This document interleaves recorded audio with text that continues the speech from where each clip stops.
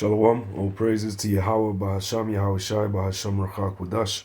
Double honor to the apostles and elders of great millstone that rule well and labor in the word and doctrine. Shalom, meaning peace. May that be into the elect of the nation of Israel. And I'm going to go into this Daniel chapter 2 and see what some of the commentaries say. Specifically, starting with David Guzik on down. These are the top BLB, Blue Letter Bible, scholars. So let's see. Well, first we'll read it. Daniel chapter 2 and 40. And the fourth kingdom shall be strong as iron, for as much as iron breaketh in pieces and subdueth all things, and as iron that breaketh all these, shall it break in pieces and bruise. Right, so this is talking about what? That fourth beast, which represents Rome, right? And in this I feel like how should we phrase it? The rebirthed, if you like, Renaissance Roman Empire goes into them 10 horns, which represents the EU, and the 7 heads, which represents what? NATO, the North Atlantic Treaty Organization. Verse 41. And whereas thou sawest the feet and toes, and how many toes are there? There's 10 initially. Then the 11th toe rises up. That's Mystery Babylon. Right, this is that new kingdom that's more stout than all his fellows, according to Daniel the 7th chapter. When you get into more stout than all his fellows, that means what? He's more. In fact, let's hit it. Let's hit the Hebrew word there for stout. Whose look was more stout than his fellows. This is Daniel 7 and 20. And of the 10 horns that were in his head, so what? The EU, and of the other which came up, and before whom 3 fell. So who were the 3 that fell? Obviously you had the Brits, you have the Spanish or the Iberians, Portugal included, and who else? The Franks, right, going into the Louisiana Purchase. You also had New Spain, or Mexico, why a lot of South America speak those languages there. The Brits, why they speak, or they have it, why they speak English, and why I'm able to communicate to the brothers that are in Babylon the Great in the same language, is because this is the one that birthed Babylon, if you like. Talking about the Brits. So it said, and of the 10 horns that were in his head, and of the other which came up, and before whom 3 fell, even of that horn that had eyes and a mouth that spake very great things, whose look was more stout than his fellows. They spake as a dragon, a dracon. Stout, it says Rab, or Rabah. Right, great Captain Chief. Now, if you ask who's ruling the modern world, now Babylon's in decline. Don't get me wrong, but it's very evident that they're like they're like an extension of Europe.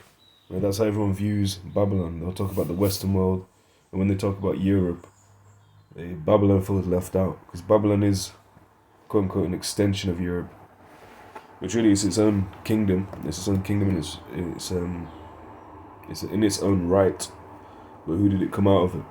Who did it come out of? Sorry, who were the chief people that came out of the bottomless pit and continued a short space when it was out of that same pit? And pit is talking of a land when you get into Ezra's. And search up pit here.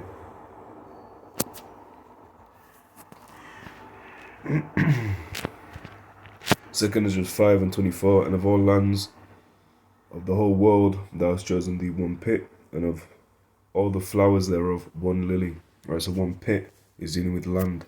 A lily is a flower, a pit is land. This pit that it came out of is the bottomless pit.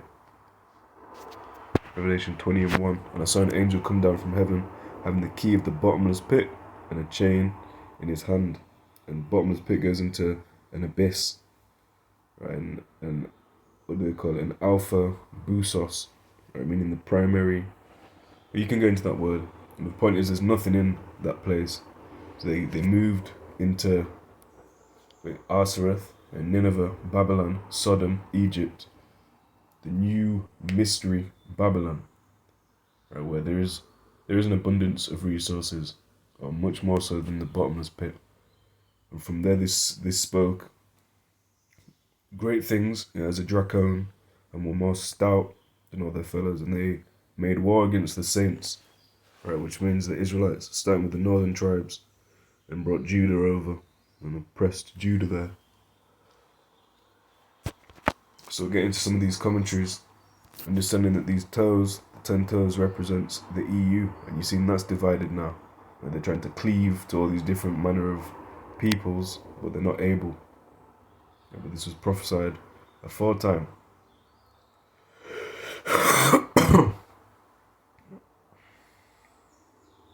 Let's get into some commentaries then. Starting with David Guzik.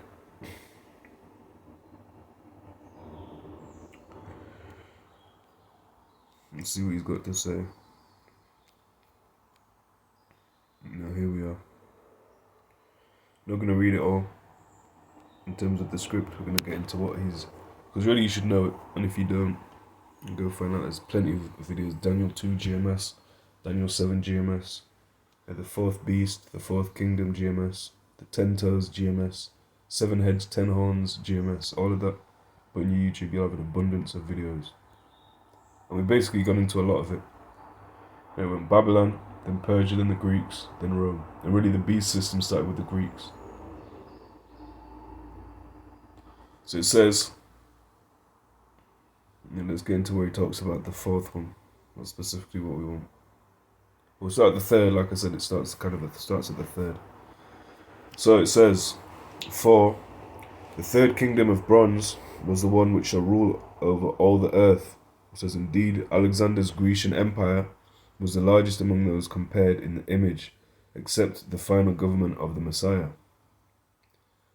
It says, the Babylonian Empire stood for 66 years, the Medo-Persian Empire for 208 years, the Grecian Empire for 185 years, and the Roman Empire stood for more than 500 years. Is he not going to get... Okay. Cool. It says, liberal commentators do not believe that the fourth kingdom is Rome, but they say it is Greece, that the second and thirds are Media and Persia, respectively, instead of the Medo-Persian Empire as a whole. Now the third one is the Medo-Persian Empire as a whole. So they interpret it this way because they believe it was impossible for Daniel to predict the rise of these empires, which is really stupid. And Daniel was a prophet. Now E is wiser than Daniel, but he's wise on the left hand. Wise to do evil, like many of our people, Jake. It says, well, this is what I'm struggling with, where they mention Rome. Okay.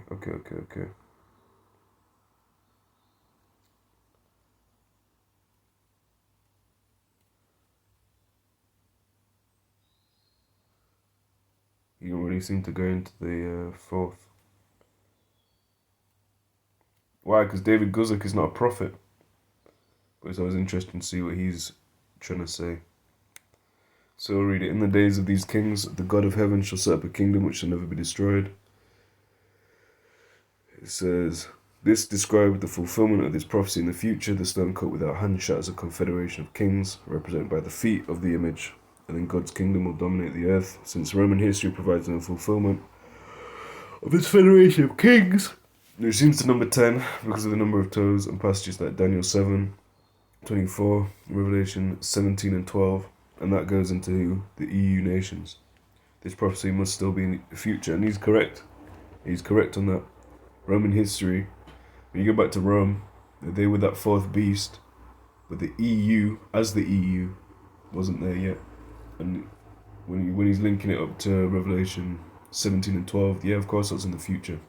Because it goes on and tells you in Revelation, the 17th chapter, like we went over at camp, that them, the 10 horns of the EU nations are going to shoot fire on the whore. So the 10 horns are going to shoot fire on the 11th horn. And the 11th horn, Babylon the Great. Let's see. Not verse 2, but the second part of it. So since the fall of the Roman Empire, there has never been a world-dominating empire equal to Rome. Now that's not true. That's not true. When did E rule over the whole entire earth to the fullest under Babylon, man, under the so-called United States of America? Rome didn't have military base in most provinces of the world, literally of the world. of the known world, they were dealing a lot in conquering and having that domination power over it. When we talk about Mystery Babylon, the amount of reach and influence and domination they have on all levels, physically, spiritually, mentally, and spiritually going into their spiritual system. Right, all of that, Rome did not have that. But I'll read it anyway. It says, many have tried the Huns, Islam, which Islam isn't an empire, it's a religion. Right, so you go into the Umayyad Caliphate and this Caliphate, that's what you really should have put. Many have tried the Huns, Islam, the so-called Holy Roman Empire, Napoleon, Hitler, Stalin, but none have succeeded. Each of these had amazing power and influence, but nothing compared to that of the Roman Empire. Now what about the United States of America? Just because it doesn't call itself an empire doesn't mean it's not ruling as an empire. And what happened to that? The Anglo-European Empire, if you like. Because why? Because they came out of the Brits. I say again, your mother shall be sore confounded. It says each of these had amazing power and influence, but nothing compared to that of the Roman Empire. The Roman Empire in some form or another will be revived under the leader of the final fallen dictator, the Antichrist. Now he's going the fuck off on that. There's not one singular man, the Antichrist. Or is that 1 John 2:18, I believe?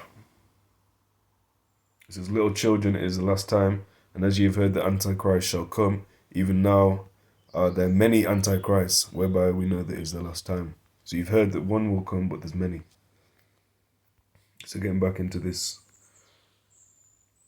So there's not one singular Antichrist, but there's a rulership that moves contrary to Hamashiach. Right, so that would be the Antichrist rulership, if you like. But like I say, there's many. It's not like there's this one man that is the Antichrist, but the system. Let me just try and find out what we were.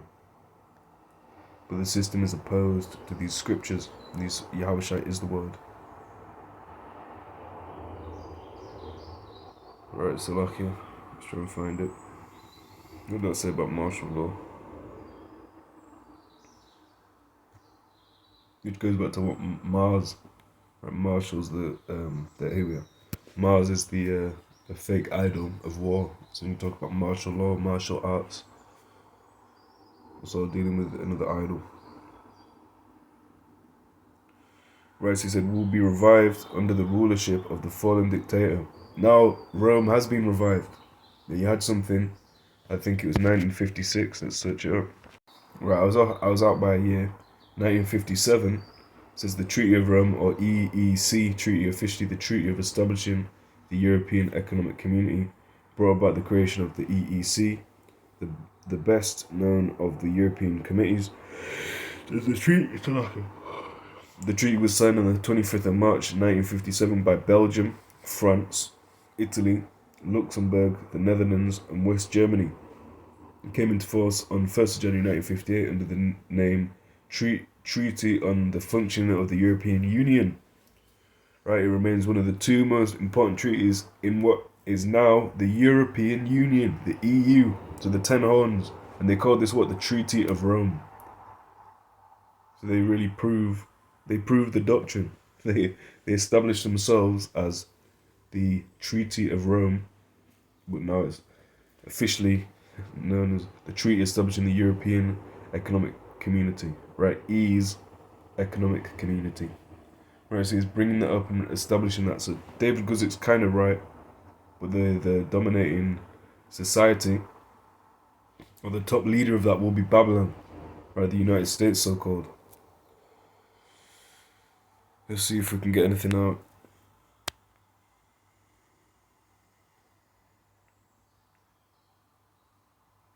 See, you have 6. It says, therefore, the final superpower of the world is sought to be a revival of the Roman Empire, a continuation of this image. Sort of. You're sort of right, David. So this will be the final world empire that the returning Yahawashi will conquer over, and he's correct. Right, the final empire, Babylon the Great, which you could say goes back to Rome, because they cause us all to worship the image of the first beast. The first beast being who? Rome. So it's sort of a revival, but it's not in the same landmass That's why I say sort of, because Italy. That's well, the head of Italy. The capital is what, Rome. So sort of, the 10 horns. They're part of it. They're part of the whole. They're upon the beast, but that whore is Babylon, right? It's going to get destroyed through who? The conquering Yahawashi. They're the final world empire. The return Yahawashi will conquer over. And you know what? We'll call it there. We'll call it there. And on to the next one, Lord willing. I pray that was edifying. Double honor to the apostles and elders of Great Millstone that rule well, labouring the word in doctrine. Shalom. All praises to Yahawah, bahasham, Yahawashi, bahasham, Rakha, Kwadash. Shalom.